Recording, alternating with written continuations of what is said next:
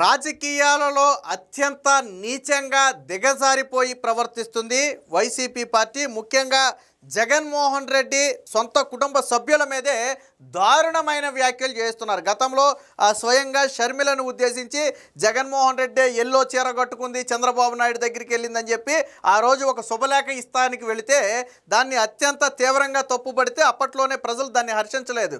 అరే, సొంత చెల్లి తన కొడుకు పెళ్లికి ఒక శుభలేఖ ఇవ్వడానికి వెళితే దానికి ఎందుకు జగన్మోహన్ రెడ్డికి ఇంత రాద్ధాంతం అని చెప్పి ఆ రోజు ప్రజలు యాక్సెప్ట్ చేయలే. ఇప్పుడు ఇంకొక అడుగు దిగజారిపోయి ఏకంగా షర్మిలను వేశ్య అని అర్థం వచ్చేటట్టుగా వాళ్ళ నాయకుల చేత మాట్లాడించడం అనేది అత్యంత నీచం. రాజకీయాలను రాజకీయాలుగానే చూడాలి. రాజకీయంగా ఎన్ని విమర్శలైనా చేయండి. షర్మిల ఒక పార్టీలో ఉంది, జగన్ ఒక పార్టీలో ఉన్నారు, చేసుకోవచ్చు. రాజకీయంగా ఒకరి మీద ఒకరు విమర్శలు చేసుకోవచ్చు, తప్పు లేదు. కానీ దిగజారిపోయి వ్యక్తిగత విమర్శలకు దిగటం అనేది అత్యంత నీచం. రాజకీయాలకు అతీతంగా దీన్ని ఖచ్చితంగా ఖండించాల్సిందే. నిన్న ఎవరైతే గురజాల మాజీ ఎమ్మెల్యే కాసు మహేష్ రెడ్డి ఉన్నాడో తను ఆ షర్మిలను విమర్శిస్తూ మాట్లాడుతూ ఒక పదం వాడారు. సో తెలుగుదేశం పార్టీకి తొత్తుగా వ్యవహరిస్తూ ఒక వేశ్యగా మారింది అన్నట్టుగా అర్థం వచ్చేటట్టు నిన్న కాసు మహేష్ రెడ్డి మాట్లాడారు. ఇది నిన్న సోషల్ మీడియాలో కూడా ఒక రకంగా వైరల్గా మారింది. చాలామంది జగన్మోహన్ రెడ్డి అభిమానులే దీన్ని జీర్ణించుకోవట్లా. ఎందుకు అధిష్టానం దీన్ని కంట్రోల్ చేయట్లా? ఎవరు మాట్లాడించారు? ఒక రకంగా స్క్రిప్ట్ ఇచ్చి మాట్లాడించారు. కావాలనే షర్మిల మీద పర్సనల్ అటాక్ జగన్మోహన్ రెడ్డి చేయిస్తున్నాడు అనేది ఇప్పుడు సొంత పార్టీ నేతల్లో ఉన్నటువంటి భావన. ఎంత రాజకీయాల్లో విభేదిస్తే మాత్రం రక్తం పంచుకు పుట్టిన సొంత చెల్లిని అంత పెద్ద మాట అనటం ఎంతవరకు కరెక్టు? నీ చెల్లి గురించి, నీ చెల్లి జీవితం గురించి నీకు తెలియదా? నిన్న మొన్నటి వరకు మీరందరూ కలిసి లేరా? మరి అలాంటి సొంత చెల్లి మీద అంత పెద్ద నింద వేయించడం అంటే మాట్లాడాలంటే మనకే ఇబ్బందిగా ఉంది. అంత పెద్ద నింద వేయించి మాట్లాడటం అంటే జగన్మోహన్ రెడ్డి ఏ స్థాయికి దిగజారిపోయాడో చూడండి. అదే ముక్కు మోహన్ తెలియని వ్యక్తి ఎవడో మాట్లాడితే దానికి జగన్మోహన్ రెడ్డికి ఏమి సంబంధం ఉందలే అని చెప్పి కొట్టిపాడేయచ్చు.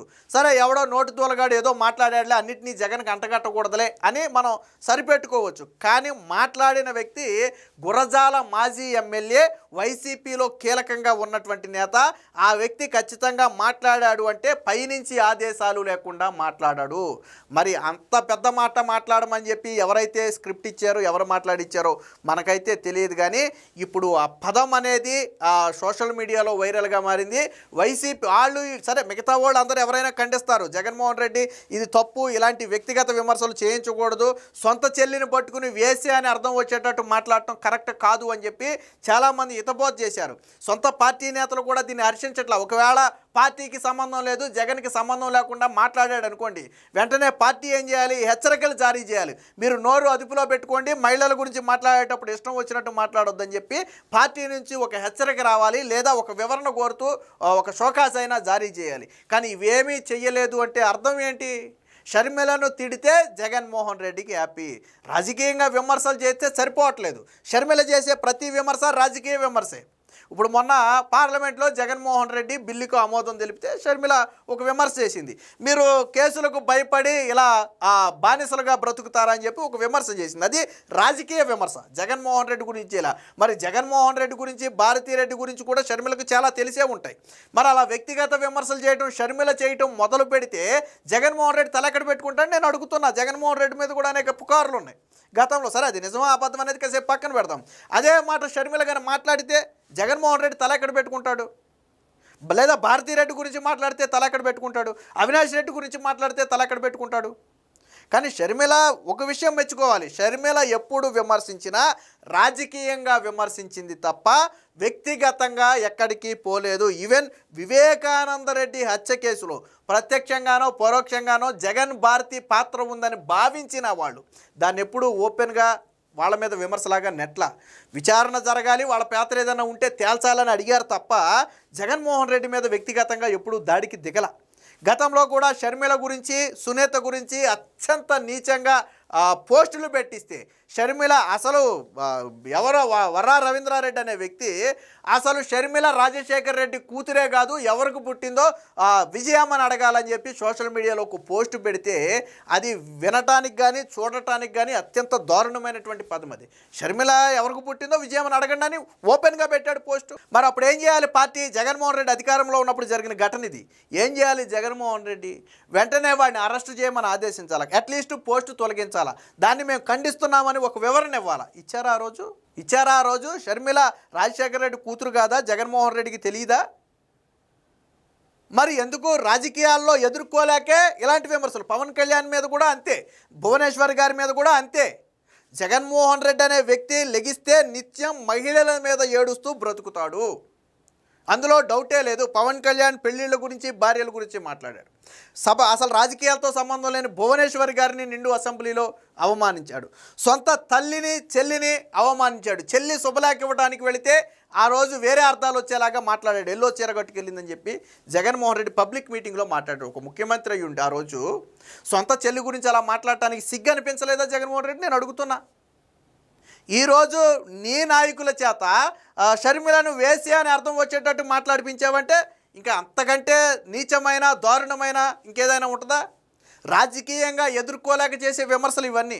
ఏం మాట్లాడాడు ఒకసారి వినండి. తెలుగుదేశం పార్టీకి ఊడిగం చేసే దాసిలాగా తయారైంది షర్మిల, వైఎస్ షర్మిల. విన్నారు కదా, తెలుగుదేశం పార్టీకి ఊడిగం చేసే దాస్యలాగా అంటే ఆ పదానికి అర్థం అదే. సో ఎంత దారుణమైనటువంటి పదం ఇది. అంటే రాజకీయాల్లో మరి జగన్మోహన్ రెడ్డిని కూడా అదే పదం వాడితే, లేదా జగన్మోహన్ రెడ్డి భార్య మీద అదే పదం వాడితే వాళ్ళు ఊరుకుంటారా? విలువలతో కట్టుబడే పార్టీ తెలుగుదేశం పార్టీ అనడానికి ఇంకో ఉదాహరణ కూడా చెప్తా.